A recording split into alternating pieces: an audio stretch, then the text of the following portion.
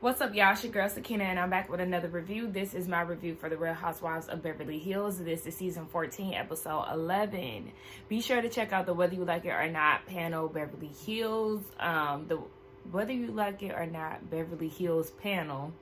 It aired yesterday, so be a part of the replay gang, and make sure that you check that out. I can't remember who hosted it. I think it was Belle Perspective, if I'm not mistaken. So go ahead and swing by her channel and show some support, and make sure you subscribe too. Subscribe to my channel as well. You know, I am looking to grow my channel. It has been extremely stagnant. Shout out to the new subscribers. I truly appreciate you joining the family and, you know, engaging, liking, commenting, letting me know that you are in support of the channel and things of that sort. But yes, if you haven't subscribed to my channel, definitely make sure that you do so if you are interested. Don't keep coming back if you're not going to subscribe. I mean, that doesn't make sense. But yes, make sure that you support my channel. I definitely appreciate every like, every comment. And even if I don't comment right away, I do, you know, comment eventually. There's things that I've commented on that was 2 weeks old and, you know, a month old and things of that nature. So just make sure that you are engaged and that you comment. Let me know what you thought about the episode, what you thought about the review, and all of those good things. The energy is a bit low today. I feel like I start that off pretty calming here lately. I was up. I guess I went to bed fairly early last night, but then I ended up waking up at like 2, and I didn't go back to sleep until 5 something. And it was just like I kind of had a breakdown because my head has been hurting for like 2 weeks, and it's more like a pressure thing. I have like pressure points where it just feels like, you know, somebody is like pushing me. But like I have those feelings in my head, and it's frustrating me. That's the one part of the layoff that has been taking an effect on me, because I would typically just make an appointment to my doctor down the street, and I can't do that right now. And they are offering, you know, Cobra, but that's extremely expensive. Like I was looking into that, you know, overnight as I was up in that period of time, and it's just super expensive because your employer basically gets insurance at a discounted rate, so it'll be out of pocket. So it can range from like, you know, $500 a month to, it can range from honestly like $300 a month to like $1,000 depending. And it's like, I'm currently unemployed right now. Like, how would that even work? That doesn't make sense. And I don't want to rely on, you know, the money that I am going to get for that. I want to be smart with my moves. So yeah, that's just something that kind of got me out, you know, down in the dumps a little bit. And it kind of carried out over to, you know, this morning when I did wake up. So yeah, that's just the only thing. And I don't even like how I'm showing up on camera today. Like, I like my hair, but I don't know, something just feels off to me. But we gonna get through it, child. So let's go ahead and get into it. So it opens up with Kyle. She did a morning run. Mind you, they're still in Augusta, her, Sutton, and Garcelle. So she is having a conversation with Sutton's mom. And she's being very pleasant. They're talking about Kyle's run. And then they get into a bit of Reba's personal life, Sutton's mom. She's a Cancer. She's not a nurturer. And yeah, all these things. So Kyle goes and tells Sutton about this. And Sutton was like, wow, she told you that she's not a nurturer? Yes, she did say that. And they get into Sutton's dad and his mental state. She said she was 26 when she was informed that she needed to come home. Is that what she said? Yeah, I think she said she was 26 when she was informed that she needed to go home. And her dad was not doing well. He had clinical depression. They had him on meds that were not helping him. They had to force him to go to the hospital to the point where they were like shoving him in the car. There was 2 instances where they put him in the hospital, and nothing really seemed to work. She said that he never went through therapy, so the treatment or his non-treatment didn't help him, and he ended up unaliving himself in December of 2002. Oh goodness, I don't know why I had a hard time saying that. But yeah, so it was hard for her to deal with. I do remember in the previous season she spoke about her dad in previous seasons, but I remember in this one particular scene, I think this was like her first season maybe, she was saying that she missed her dad, and her mom said that she didn't miss him. So that just kind of made me feel like maybe he wasn't the best dad, and maybe she vocalized that on one of the previous scenes. I don't know, but it seemed like he probably wasn't the greatest husband, shall I say. I think I said greatest dad. He probably wasn't the greatest husband. I don't know, but maybe his mental state, wouldn't allow him to be the way that Reba wanted him to be. I don't know.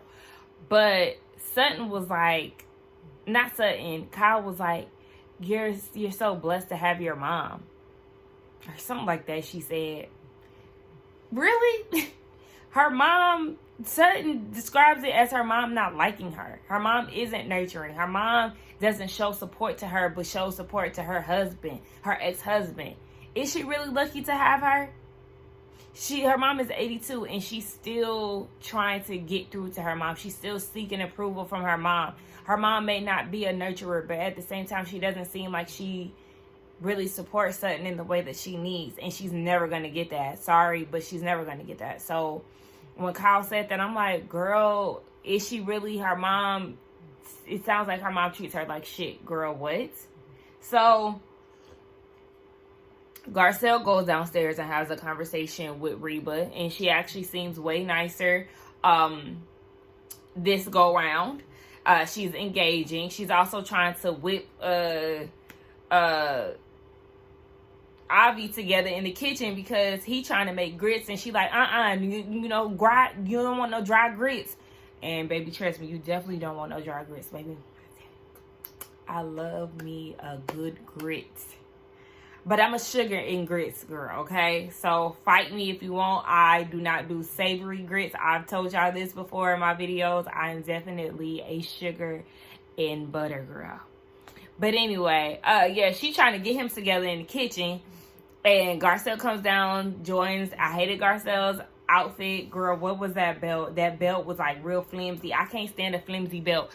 I will get a piece of Velcro and put it like, kind of figure out where the flap will end. And then I'll put a piece of Velcro right there so my belt won't be, flying everywhere. I hate that. That like irritates me. Sometimes I can be very anal, y'all, but yeah, I can't stand stuff like that. So, oh, that comes back on this week. White Lotus comes back on this week. I'm so excited for that. Ooh, okay. And yeah, Garcelle comes down, and Reba's being very pleasant. They toast and have a drink together. And we learned that Reba is a therapist. Huh? She's getting ready to retire. Garcelle gonna say why. Girl, yes, because she's 82 years old. She should have been retired for real. But they go outside. I said, oh my gosh, this is going to be Garcelle's moment to speak on Sutton. Okay, let's just get into it. Hold on. Okay, so it really wasn't that bad.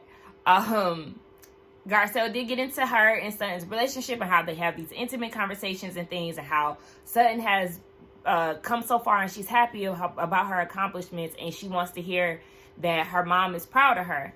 And Reba did in fact say, I don't think that's any of your business. And she said that is because you don't know everything.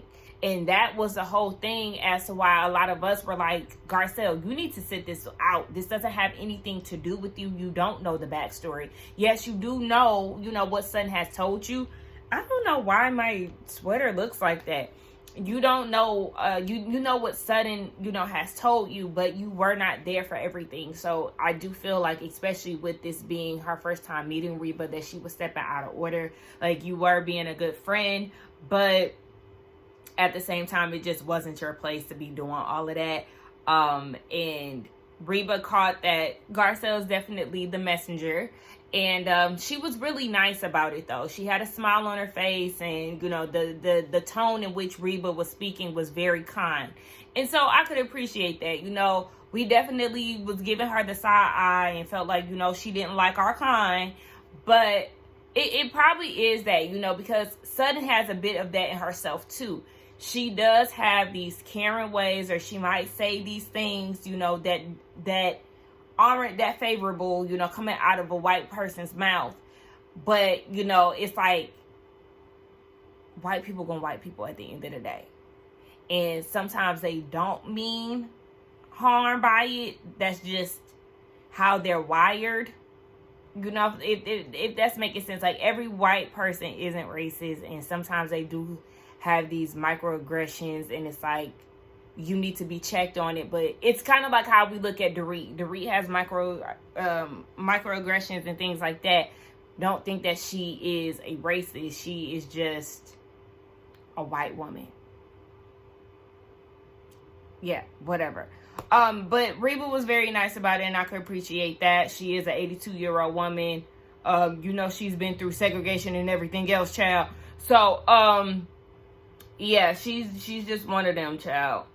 But yeah, Garcelle said too that she feels as if Sutton's mom is a bit jealous because Sutton had a great relationship with her dad, and she did not. The wife did not. So, I mean, we know some of those dynamics do happen that way. So maybe that is the reason why she don't fool with Sutton. But we wasn't there, so we don't know. They talk about going to visit Sutton's childhood home. And her mom is like, she really doesn't want to go. Like, she doesn't want to go inside. And that is the house where her dad unalived himself. And her mom just don't want nothing to do with that. There's people that live there. Like, it makes no sense to go inside. And I understand that, because Sutton is like, we might ring the doorbell for what? For what? Yeah, somebody lives there. Who said these people want to be on camera and everything else? No, it's not necessary. Like, to ride by and, like, okay, yeah, that's cool. But to go inside, it's not needed. That could trigger something in her mom. That could trigger something in Sutton. She said it's something that they don't even talk about, and that she has resentment. Like, she resents her mom for it. And I wonder why, because she said that her mom was there the day that was home the day that her dad did that. You know, he was self-medicating. He had, you know, alcohol abuse, drug abuse, and there was a loaded fume in the house, and he took his life. And I guess because, I don't know if it's because her mom was home, because she felt like her mom didn't take the necessary steps to, you know, intervene. Like, I don't know what it is. She didn't specify why she has resentment, but she said that's something that they don't talk about. So, I can imagine that that's life-changing for her mom as well. You know, maybe their relationship, maybe the marriage just wasn't what her mom hoped it to be, and then being traumatized by him unaliving himself. And, you know, that probably does play a role in the way Reba is the way that she is now.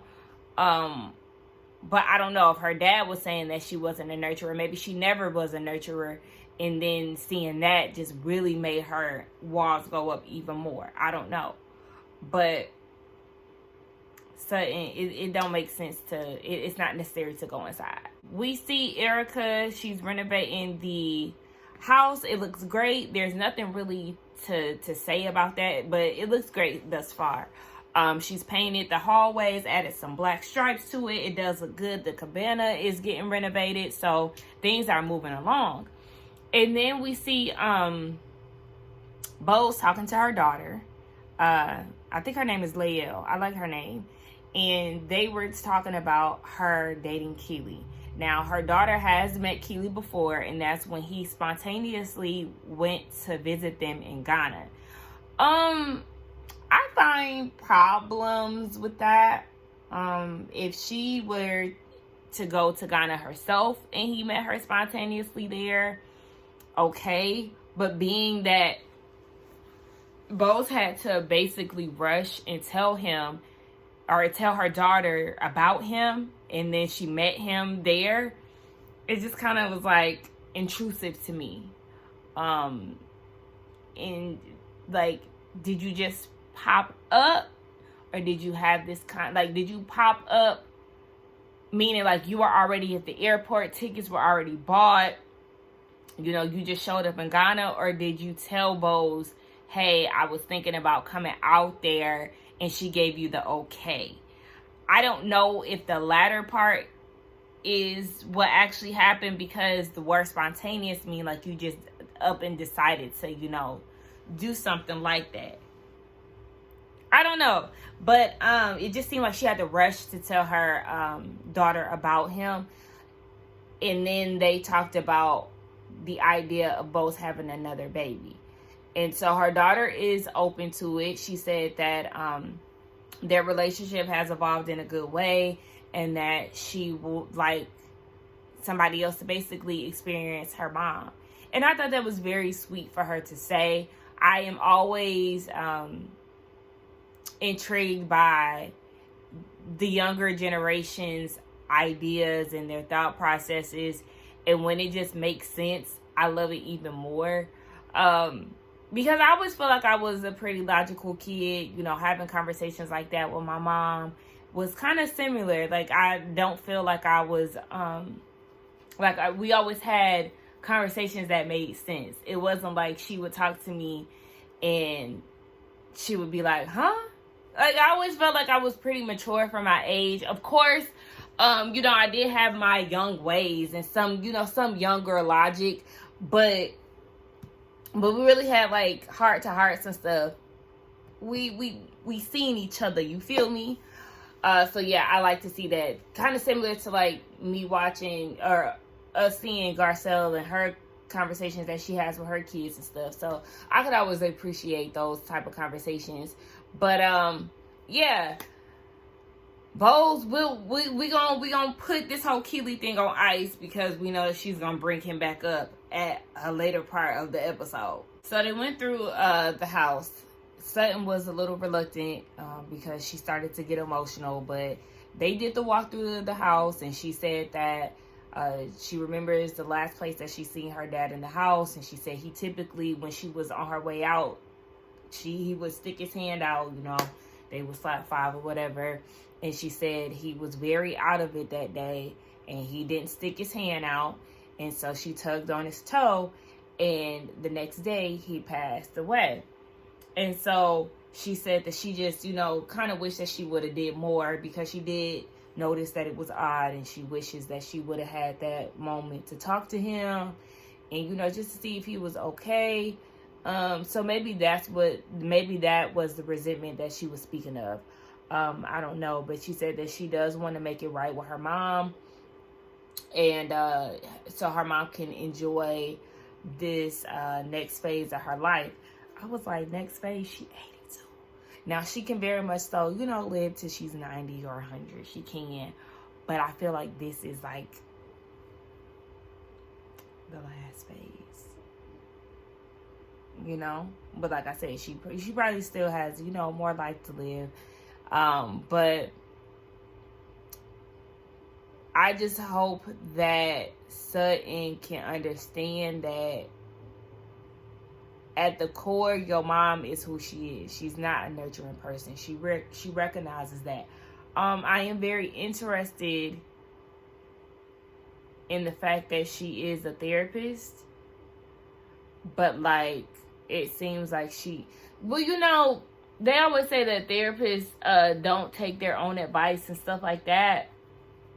With professionals in general, you see that, like, even with hairstylists, you know, their hair don't be done, but they know how to, you know, slay somebody else's, or, you know, something like that. So it's like, sometimes you see people in these positions, and it's like, dang, but how you running, how you giving somebody else advice, and then, like, you real hard and stoic on your daughter? Like, how that work? I don't know. But yeah, at the core, her mom is who she is. Maybe with the help of Garcelle, maybe her mom will, you know, eventually say that she's proud of her or whatever. I don't know. I just want Sutton to keep her expectations mighty low. So we get down to dinner with Bose, Erica, and Dorit. Bose is a stallion, baby. The way she was, like, over the waitress, I was like, God, but she is so beautiful. I do want her to be a little better in her dressing. She has this rainbow colored cheetah print bodysuit. I mean, the body is giving, but I do want her to come better with the fashions, and like, you know, we know she loves a big earring. Sometimes the earrings. Okay, anyway, so she talks about how her and Keely have not said that they love each other. And I was with Erica. Well, Erica and Dorit was both looking like, what? Yeah, exactly. What is going on? So she feels like, well, Dorit is giving her the advice to say something. Like, don't you feel like it's odd that we haven't said I love you? And Erica's like, hell no, don't say that. So they want her to, well, Bose wants Keely to say it first. But in her confessional, she's saying she's going with the thought of him actually loving her, and basically just kind of going with the flow and just assuming that he does. This whole thing is just moving extremely fast. It really is. Y'all are planning a future together. You're getting your fibroids removed because you want to be able to have a kid for him, and you also want marriage, and you're making space for him. You're literally clearing out things for this to happen, and he hasn't said I love you yet. And yes, the love can very much so be there, but what's the hesitation?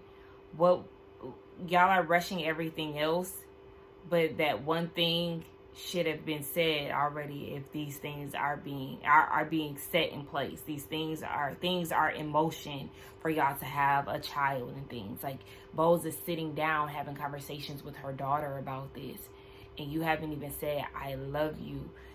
Her daughter is being introduced to this man, and y'all haven't said I love you.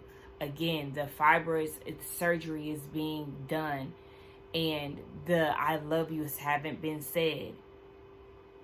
Like, yes, she's in love with him, but you want to hear that. That's like the confirmation. Like, I don't know. Who am I? I'm just a single girl who really hasn't had that much experience with serious relationships. So, who am I? I don't know. It just seems very odd. I wouldn't move that way. And let me talk about Bose real quick, too, while we're on the subject of her. I did see the after show clip where she said that it was a coward move for Sutton not to tell them that they were going to Augusta. Bose, that was a reach. She doesn't owe you that. She does not owe you that she's going back to her hometown. And, she didn't bring it to the group. She doesn't have to. And it's so funny that because as I was watching, I was literally saying this. And then I went to the comments and somebody said she's the same one who said that everything does not need to be brought to the group. Yes, that's very rich coming from you. Because you feel like, yes, the things that you and Dorit discuss doesn't need to always be said to everybody and all these things. It's the same thing. And Bose was saying it under the guise of, Sutton is the one who presented this sisterhood thing. Okay, yes, and she selected a few people. This trip was a big thing for her. She don't need to be arguing with y'all, because one thing we know, Sutton will argue with y'all. She don't need to be doing all of that in the midst of her trying to get her family issues together. Like, that's just a pile on of things that she doesn't need at that moment. So she brought her closest friend out of the group, which is Garcelle. I mean, her and Kyle's relationship is very rocky. So it's like, Kyle really didn't need the invite, honestly. But, she's there. She picked who she wanted to be a part of that trip. And it's not that goddamn deep. Y'all are not that pressed to go to Augusta. Like, that really pissed me off when Bose said that, like, come on, Bose, it's not that serious, girl. Dorit talks about how she got on the phone with PK and he was very much so like the person she used to know. Very kind, like friendly and all these things. And Erica looking like, Bose was looking like that too, but Erica was really over it. She like, girl, please. And she's like, no, I don't want you to get it confused, Erica. Like, this is not a reconciliation. And that was on my to-do list today. Shout out to my stepdad. He just pulled up. I see he got a whole bunch of cases of water in his work van. Thank you. Because I did not want to do that. But I could see him looking at me through the window. But, let me go close my door real quick because I don't like to be interrupted when I'm filming. Hold on. Yes. So, back to what I was saying. Yes, the whole reconciliation thing. And, Erica is just not feeling it. Bose feels like this is a plot and a scheme. This is his way to calm her down so he can pounce. Like, if you're cornered, Dorit, then, you know, you're going to fight back. But if he calms you down and gets you right where he wants you to be, then he can strike. And Erica is like, yeah, baby, he's trying to calm you down so he can, you know, cover all his bases. And they keep telling her to stop waiting around. Stop waiting around. Like, make the move. PK has already said all these things. She's like, well, he's not that person. I'm with Erica. Well, what is he? Well, like, who was that? PK raging. Exactly. And just like Erica said, he is, what she said, he's bad at business and he's going to be bad when it comes down to divorce. So, or I don't know, bad was the word, but basically she was like, he's not good in business. He's not going to be good in divorce. So keep playing if you want to and making it seem like, oh yeah, he's not this person. He is this person because he showed you. He showed you time and time again. It wasn't just a one-off situation. He showed you time and time again that he ain't going to be there for the kids. He ain't going to be there for you. He'll talk to you crazy and everything else. That up and down ish, that's not a good place to be in. So she can keep playing that game all she wants to, but at the end of the day, Dorit, you only lying to yourself. You're lying to yourself, and you making excuses for this man. And it's like, girl, please. I'm glad that Bose and Erica is keeping it real with her because y'all, you gonna have to make a move. You acting like how, and we still have not heard anything as of yet. Now we finally did see that the finalization in Ashley Darby's divorce. Like, I feel like they gonna have, her and Kyle gonna have the same situation. Like, but when are y'all going to file? Because again, we haven't seen anything in the media saying that neither one of y'all have made a move. So you can be blind, you gonna be blindsided and everything else, Dorit, and go, oh my gosh, I didn't see this coming. Yeah, because you didn't see it coming when he said that he didn't want to be with you in the therapy session. So you gonna continuously be blindsided, and it's like, girl, make the move. What Erica say? Wake up, bobblehead. Now Sutton is at the house and she making crab cakes, and she wants to use this time to talk to her mom. So you got Garcelle and Kyle, you know, they're gonna keep their distance so Sutton can have this conversation with her.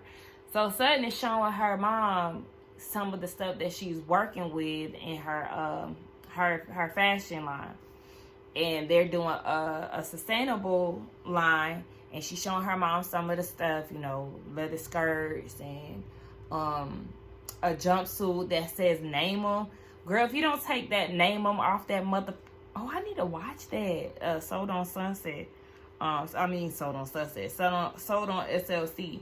Have y'all watched that Sold in the City show? Like the Selling Sunset spinoff? I haven't watched it. I really haven't had the desire to, but I'm getting sidetracked. So yeah, son, take that motherfucking name them off of there. Like, if it's like a button, a cute little button that you can like put on and off, okay, I guess. But like to have it sewn on the jumpsuit, no, that's taken away from the jumpsuit.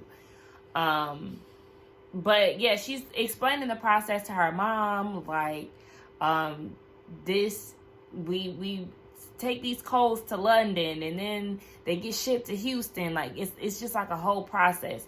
And it was kind of a little cringy to watch because it just seems like Sutton was trying to let her mom know the levels and the complexities of having, you know, a clothing store and all these things. And her mom don't give a damn. Like, she just really doesn't. Because as she's talking about this, her mom was like, oh, well, that remind me of ground beef because it's labeled made in the USA, but they really get it from Cuba. And Sutton is like, no, like, this is a lot of work. Like, I'm preventing these clothes from going into landfills and all of this. And then you got Kyle and Garcelle listening, like, you know, it's going well. They're talking. And Kyle was like, no, but, like, they're still talking about clothes. Like, they haven't even gotten to the nitty-gritty yet. But it's like, okay, so you're trying to get your mom to care about something that she doesn't care about. And trust me, I've been there before. Like, trying to open up to somebody and they're just not giving you what you're looking for. And that's why I'm saying you have to lower that expectation. Like, you really do. Because otherwise, you're just going to continuously get hurt. Well, I don't know why it sounds weird saying it. You're going to continuously get hurt. I don't know. Something about that sentence just seemed off. But yeah, she's just always going to feel some type of way about her mom because she is wanting this, like a specific response from her mom, and she's not going to get that. So Sutton had a conversation with her brother the day before, and she was saying that she feels like her mom just doesn't get her. And her brother was saying, yes, she does get you. Like, I don't understand why you would think that she does. And she was like, she expressed that to her mom, and her mom was like, yeah, I don't get none of that because why would you feel like I'm not proud of you? And Sutton was like, because you don't say it. And her mom said, well, I don't feel like I need to. So, her mom feels like saying I love you and I'm proud of you. Like, those things are trite. And she's just not really into it. And she's telling Sutton, like, you have to consider how I was raised because this seems to be an issue for you and some of your friends. And I grew up post World War II, and you know, people the moms used to put their babies in the crib and let them cry, and nobody would tell me I'm beautiful, and I was okay with that. That's just the way that the world was. Okay, I'm trying to get it. I'm trying to get it, but like, okay. And Sutton was like, I mean, I don't look at those things saying I love you, saying I'm proud of you. I don't see those things as trite. And just because you don't want to say that doesn't mean that I don't want to hear that. And she was like, well, I'm proud of you. Child. You take what you can. Shit. She literally was just like, I'm proud of you. You know, now go on. Shit. But they agreed that they could do better. And Reba was definitely receptive. She agreed to come out to California to Sutton's show. She just don't want to sleep in Philip's room, whoever Philip is, because he, do I have grease coming down my face? I do. You probably can't see that. I put some coconut oil on my scalp so I can stop itching so freaking much. Do you see that? It moves, it shakes, it moves, it shakes.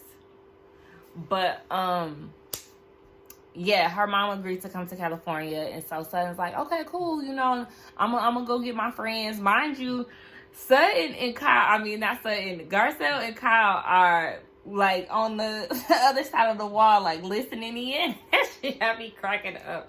So after they conversation wrapped, Sutton was like, yeah, I'm gonna go get my friends. And so Ivy, Garcelle, and Kyle, they all scattered, like, trying to act like they wasn't listening in on the conversation. Kyle ran upstairs. Garcelle and Ivy went like somewhere else where it was clear that they were already downstairs. They got caught, but that shit had me cracking up. Side note, why is it that every time y'all eat, Ivy is nowhere in sight? I don't like that. Because he's helping make the meal. And he's helping you along this journey. Why can't he sit at y'all's table? Why is the dinner always for a four top? I don't know. I don't like that. It's giving very segregated. It's giving very much so you are the help. You cannot sit with us. I ain't like that. And speaking of the help, why the housekeeper act like she didn't want to go get Reba? Girl, what? She's sitting around lounging. Girl, so what do you do? Like, what do you do? And then Sutton was like, I'm leaving y'all to clean up. Get the housekeeper to do it. Because ain't that her job? Am I getting the housekeeper duties confused? I don't know. But that housekeeper gave very lazy teas.